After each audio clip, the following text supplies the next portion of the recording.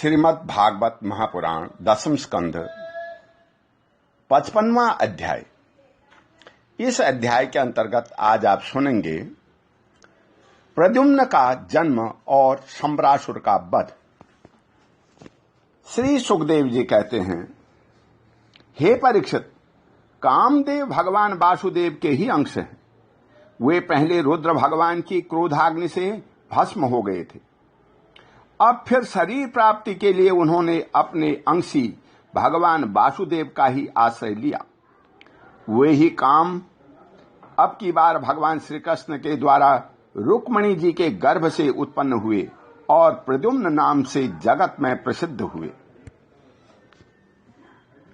सौंदर्य, वीर्य, सौशील्य आदि सद्गुणों में भगवान श्री कृष्ण से वे किसी प्रकार कम न थे।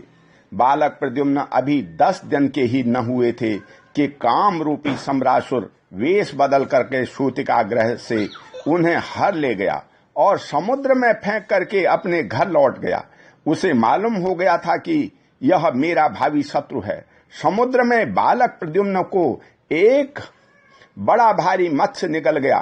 तदंतर मछुओं ने अपने बहुत बड़े जाल में फंसाकर दूसरी मछलियों के साथ उस मत्स्य को भी पकड़ लिया और उन्होंने उसे ले जाकर के सम्रासुर को भेंट के रूप में दे दिया। सम्रासुर के रसोइये उस अद्भुत मत्स्य को उठा करके रसोई घर में ले आए और कुल्हाड़ियों से उसे काटने लगे।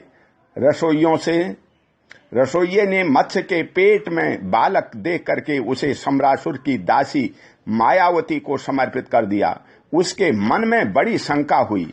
तब नारद जी ने आकर के बालक का कामदेव होना, श्री कृष्ण की पत्नी रुक्मिणी के गर्भ से जन्म लेना, मत्स्य के पेट में जाना, सब कुछ कह सुनाया। हे परीक्षित, यह मायावती कामदेव की यशस्विनी पत्नी रति ही थी।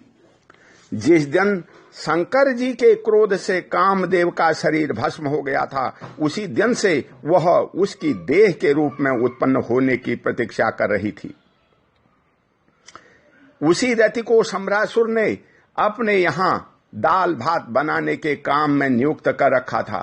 जब उसे मालूम हुआ कि यह शिशु के रूप में मेरे पति कामदेव ही हैं, तब वह उसके प्रति बहुत प्रेम करने लगी। श्री कृष्ण कुमार भगवान प्रद्युम्न बहुत थोड़े दिनों में जवान हो गए। उसका रूप लावण्य इतना अद्भुत था कि जो स्त्रियां उसकी ओर देखती, उनके मन में श्रृंगार रस का उद्दीपन हो जाता। कमल दल के समान कोमल एवं विशाल नेत्र, घुटनों तक लंबी लंबी बाहें और मनुष्य लोक में सबसे सुंदर शरीर। रति सलज्ज हास्य के साथ भौं मटकाकर उनकी ओर देखती और प्रेम से भर करके स्त्री पुरुष संबंधी भाव व्यक्त करती हुई उनकी सेवा ससुरा में लगी रहती।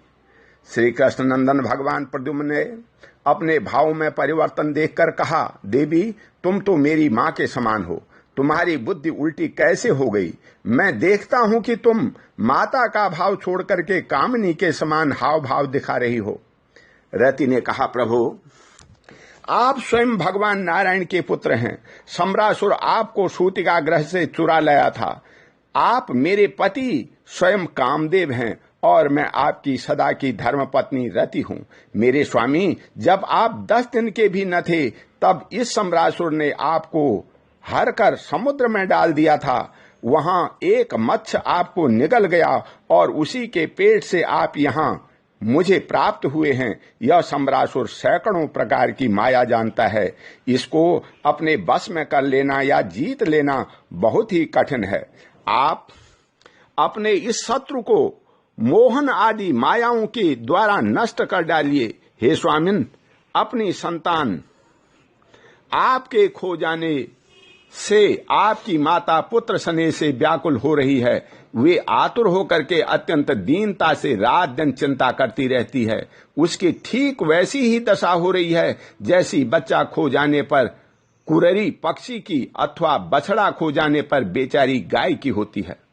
मायावती रति ने इस प्रकार कह करके परम शक्तिशाली प्रद्युम्न को महामाया नाम की विद्या सिखाई। यह विद्या ऐसी है जो सब प्रकार की मायाओं का नाश कर देती है। अब प्रद्युम्न की सम्रासुर के पास जाकर के उस पर बड़े कटु कटु आक्षेप करने लगे। वे चाहते थे कि यह किसी प्रकार झगड़ा कर बैठे। इतना ही नहीं, उन्होंने युद्ध के लिए उसे स्पष्ट रूप से ललकारा। प्रद्युम्न जी ने कटु वचनों की चोट से सम्रासुर तिलमिला उठा, मानो किसी ने विषैले सांप को पैर से ठोकर मार दी थी। उसकी आंखें क्रोध से लाल हो गई। वह हाथ में गदा लेकर बाहर निकल आया। उसने अपनी गदा बड़े जोर से आकाश में घुमाई और इसके बाद प्रद्युम्न जी पर चला दी। गदा चलाते समय उसके इतना कर्कश सिंहनाद किया मानो बिजली कड़क रही हो।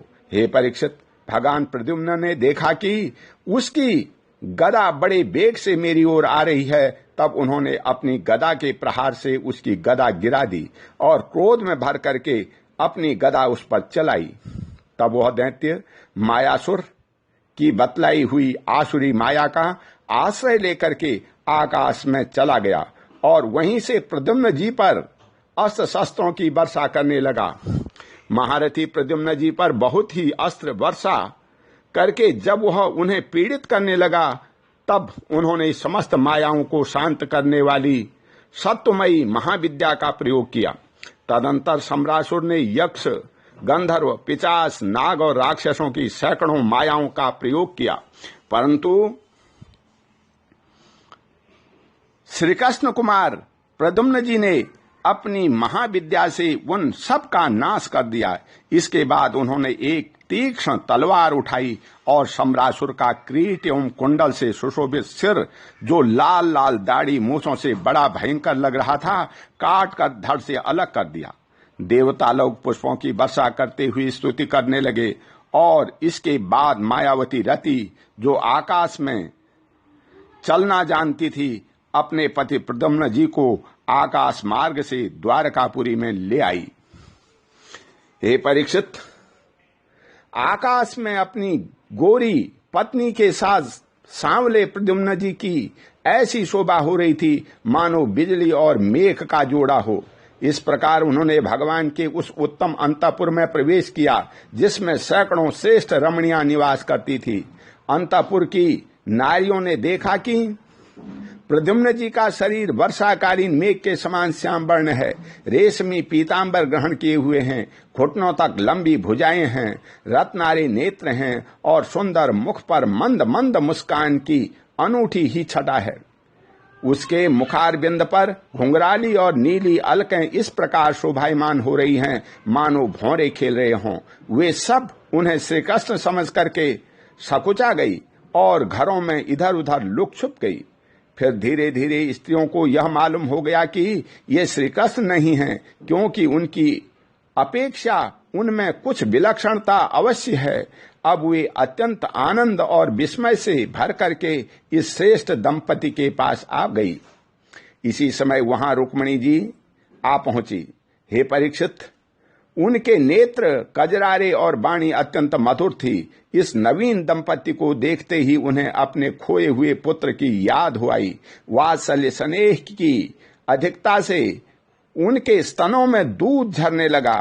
रुक्मिणी जी सोचने लगी, यह नर रत्न कौन है? यह कमल नयन किसका पुत्र है? किसे बड़भागिनी ने इसे अपने गर्भ में धारण किया है होगा? इसे यह कौन सौभाग्यवती पत्नी के रूप में प्राप्त हुई है? मेरा भी एक नन्हा सा शिशु खो गया था, न जाने कौन उसे सूतिका गृह से उठा ले गया।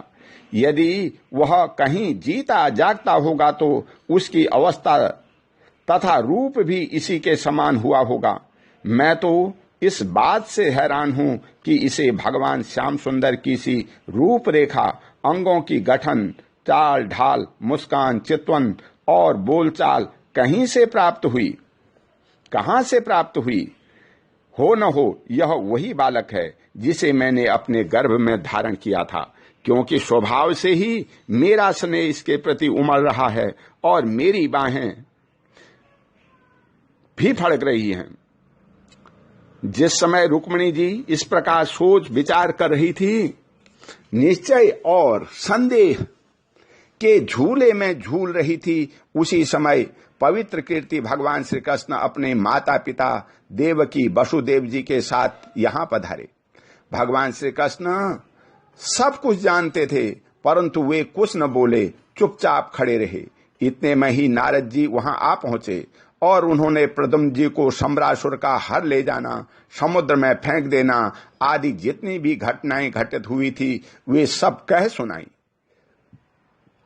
नारद जी के द्वारा यह महान आश्चर्यमयी घटना सुनकर भगवान श्री कृष्ण के अंतपुर की स्त्रियां चकित हो गई और बहुत वर्षों तक खोए रहने के बाद लौटे हुए प्रद्युम्न जी का इस प्रकार अभिनंदन करने लगी मानो कोई मरकर जी उठा हो।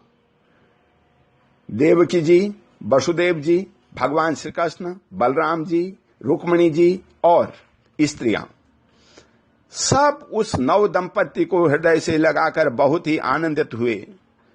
जब द्वारकावासी नर नारियों को यह मालूम हुआ कि खोए हुए प्रद्युम्न जी लौट आए हैं, तब वे परस्पर कहने लगे, अहो कैसे सौभाग्य की बात है कि यह बालक मानो मरकर फिर लौट आया।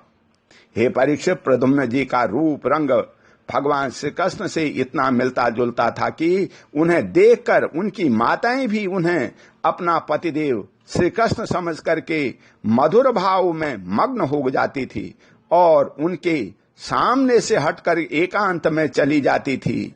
श्री निकेतन भगवान के प्रतिबिंब स्वरूप कामावतार भगवान प्रद्युम्न के दिख जाने पर ऐसा होना कोई आश्चर्य की बात नहीं है। फिर उन्हें देखकर दूसरी स्त्रियों की विचित्र दशा हो जाती थी, इसमें तो कहना ही क्या है। ओम शांति। बोल श्री कृष्ण भगवान की जय।